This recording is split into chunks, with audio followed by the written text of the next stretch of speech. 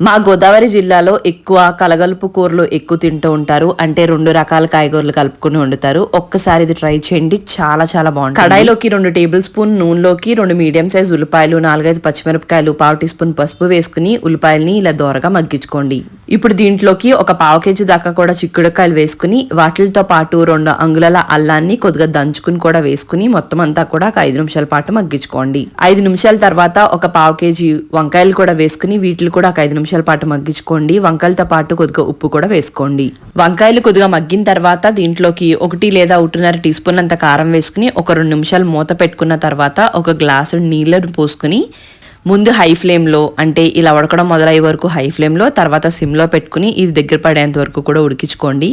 మధ్యలో ఉప్పు కారం చెక్ చేసుకుని సరిపోకపోతే వేసుకోండి. ఫైనల్గా ఇలా దగ్గర పడిన తర్వాత కొద్దిగా కొత్తిమీర వేసుకుని ఒక్కసారి కలిపేసుకుంటే చిక్కుడుకాయ వంకాయ కూర రెడీ అయిపోతుంది. మన నచ్చితే లైక్ అండ్ ఫాలో చేయండి.